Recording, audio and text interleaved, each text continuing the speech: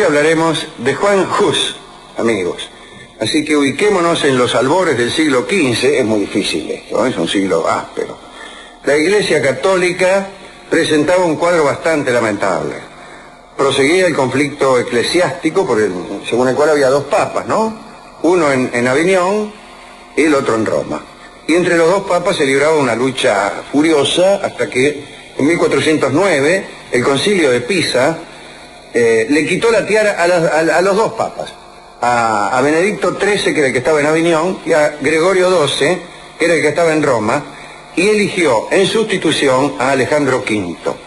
Pero fíjese que los papas derrocados no reconocieron la resolución del concilio, anatematizaron a todos los participantes y la situación se agravó muchísimo. Imagínense, 3 papas que aspiraban al título de vicario de Cristo, o sea, al título de papa.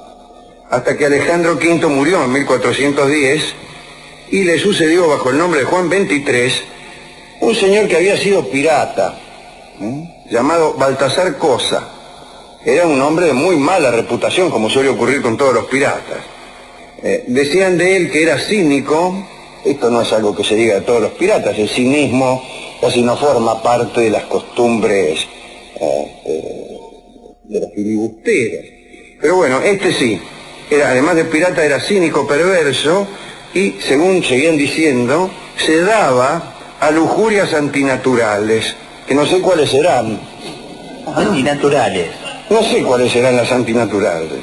Muchos consideraron ilegal la instalación de Baltasar Cosa en la Santa Sede. Hay que decir que en la lista oficial de la Iglesia, Cosa no figura. Juan XXIII en realidad tampoco figura como antipapa. Y ustedes recordarán que el cardenal Roncalli, elegido papa en 1959, tomó precisamente ese nombre, Juan XXIII. Y no a Juan XXIV, como le hubiera correspondido, porque Cosa no estaba considerado como papa por la Iglesia.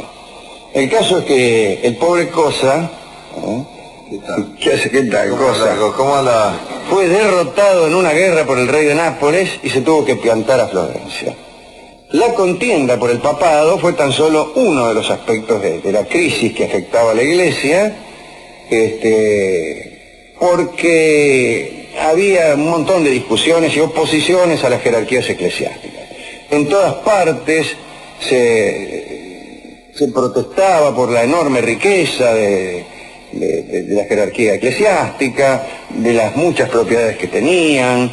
En fin, en el siglo XIV, a principios del siglo XIV, la Iglesia tenía algo así como una tercera parte de las propiedades de Europa.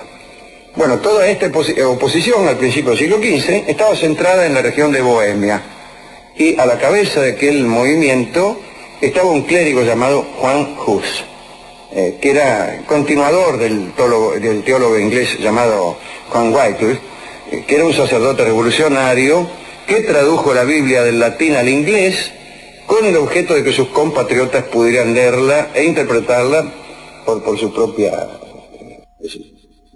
cuenta. La Iglesia Católica deseaba que la interpretación se hiciera ciegamente tal cual la impartía la autoridad, ¿no? También Wycliffe impugnó al principio de la infalibilidad de los papas, que sigue vigente, un papa no se equivoca nunca, ¿no? Rechazó también el comercio de las indulgencias. Bueno, es una especie de protestantismo adelantado. El asunto de las indulgencias era para recaudar guita, y particularmente aumentó cuando empezaron a hacer la iglesia de San Pedro. La iglesia de San Pedro fue casi el motivo central de esa disputa, porque como faltaba mucha guita, vendían indulgencias ya de un modo muy molesto: dame unos mangos y te perdono los pecados. Y bueno, a todo eso se oponía Wycliffe, y Hus fue uno de sus continuadores. La Iglesia condenó las doctrinas de Wycliffe, pero protegido por el rey de Inglaterra, este sacerdote evitó la hoguera y quedó al frente de este movimiento entonces Juan Hus. Se juntó con unos campesinos checos, con la pequeña nobleza de Bohemia, con algunos plebeyos, y continuaron atacando a la Iglesia. A fin de contrarrestarlo, Cosa, el que todavía era Juan XXIII, se unió a los feudales alemanes con el emperador Segismundo a la cabeza y con algunos jerarcas eclesiásticos y convocaron a otro concilio. En Constanza se realizó este concilio ecuménico que fue de enorme concurrencia. Le digo la concurrencia porque tengo la lista acá del concilio de Constanza. Había 3 patriarcas, 29 cardenales, 35 arzobispos, 150 obispos, 124 abades, 578 doctores en teología, 18.000 sirvientes, 3.000 nobles, 1.400 flautistas y 5.000 prostitutas. Así que, como se ve, había mucha gente. Interesante, ¿eh? Bueno, el orden del día del concilio incluía puntos fundamentales: lucha contra la herejía, restablecimiento de la unidad de la Iglesia, reformas eclesiásticas, y duró 3 años. El Papa Gregorio XII de Roma renunció sin chistar. Benedicto XIII de Aviñón quiso enfrentar al concilio, pero ante tanto poder escapó. Se asiló en España y ahí quedó. Y a Baltasar Cosa, Juan XXIII, lo acusaron en ese mismo concilio de un sinfín de delitos: lujuria, enriquecimiento, traición, etc. Se escapó, después fue apresado por los soldados de Segismundo y quedó recluido en un castillo. Y el concilio nombró entonces como único papa a Martín V. Y quedó ahí, Martín V, único papa. Pero según los cronistas, el suceso más dramático y memorable del concilio de Constanza fue la vista de la causa del pensador Juan Hus. Si bien Hus ya había sido excomulgado y anatematizado por la Iglesia, la población en general lo apoyaba al tipo. La Iglesia decidió entonces invitarlo para que fuera a Constanza a explicar sus doctrinas ante el Papa. Le dieron un salvoconducto firmado por el emperador Segismundo, donde se le garantizaba inmunidad. Decía: venga, que nosotros acá queremos saber lo que piensa. Tome, aquí tiene un salvoconducto. Eso decía el salvoconducto. Juan Hus dijo: bueno, voy. Imagínense, una negativa hubiera significado un acto de cobardía. Pues Hus se consideraba un cristiano auténtico, y ni bien llegó a Constanza, lo metieron en cana. No lo dejaron ni en nada. Lo encerraron en una celda al lado de una letrina. Bueno, ¿al lado de qué quiere que tenga una celda? Vas a andar eligiendo. Claro. Y lo detuvieron sin hacer caso alguno del salvoconducto. El tipo dijo: aquí tengo un salvoconducto, y le dijeron: vea, acá el salvoconducto. Ahí tiene una letrina. Claro. Guárdeselo, dice Hus. Tírelo ahí. Además, el emperador Segismundo no tenía por qué darle explicaciones, porque figuraba entre sus prerrogativas de emperador el incumplir promesas, siempre y cuando de ese modo se beneficiara al imperio y al Papa. Bueno, esa concordancia entre el incumplimiento de una promesa y su beneficio al imperio o al Papa la decidía el propio Segismundo, así que imagínense. O sea que él cumplía las promesas cuando quería. Bueno, lo empezaron a apretar y a interrogar al pobre Hus. Duraron varios meses los interrogatorios. Lo llevaban de un lado para otro, desde el monasterio dominico hasta el castillo de Tottleben, ahí lo tenían, sujetado a la pared con unos grillos, ¿no? Claro, Hus insistía con su inocencia, pero para los eclesiásticos se comportaba como un hereje recalcitrante. Un cardenal veneciano, al escuchar los argumentos de Hus, dijo que los herejes agregaban una porción de verdad a sus doctrinas falsas para engañar a la gente simple. Así que calculen. Él, igual, aún recluido en aquella celda vecina a la letrina, siguió escribiendo y se hizo amigo de los carceleros. Escribía sobre diversos aspectos de las doctrinas eclesiásticas. Cada página nueva de sus escritos le daba a sus enemigos nuevos argumentos para acusarlo de herejía, ¿no? Hay una frase famosa de uno de aquellos inquisidores. La frase decía esto: denme 2 líneas de un autor y lo haré condenar. Enseguida encontraban la herejía. El acta acusatoria contra Hus estaba salpicada de citas de las propias obras de él, ¿no? Los enemigos de Hus tenían en su poder más de 100 cuadernos que había escrito Hus, y en vano se desvivían por conseguir que el autor reconociera sus errores demoníacos y asquerosos, como ellos decían, ¿no? El caso es que no, Hus no reconocía nada. A comienzos de junio de 1415, terminada la formación de la causa, lo trasladaron encadenado al monasterio franciscano en Constanza, donde justamente deliberaba el concilio. El 6 de junio, Hus compareció ante los padres conciliares, el informe fiscal estuvo a cargo del obispo Lodi, todas las tentativas del acusado por probar la inconsistencia de las acusaciones fueron rechazadas brutalmente por los jueces. No lo dejaban hablar, le gritaban, lo escupían, los mismos jueces. Imaginás, vos, mira, señor juez, ¡pah! Lo escupían, ¿no? Le decían que era peor que un sodomita, lo trataban de Caín, de Judas, de qué sé yo qué, interrumpían su discurso con pataleos y gritos, no sé, le harían rimas con la última palabra de cada inciso. Todos trataban de que se arrepintiera en público para asestar un golpe a sus seguidores, es decir, a todos los husitas, que eran muchos en Bohemia. Pero este amigo, el teólogo checo Hus, rechazó toda confesión. Prefería soportar el suplicio de las llamas antes que renegar de sus convicciones. Al fin el concilio lo declaró hereje impenitente, fue destituido de su dignidad sacerdotal y condenado a la hoguera. Hus negó en voz alta su culpabilidad. Se fijó la fecha de la ejecución el 6 de junio de 1415.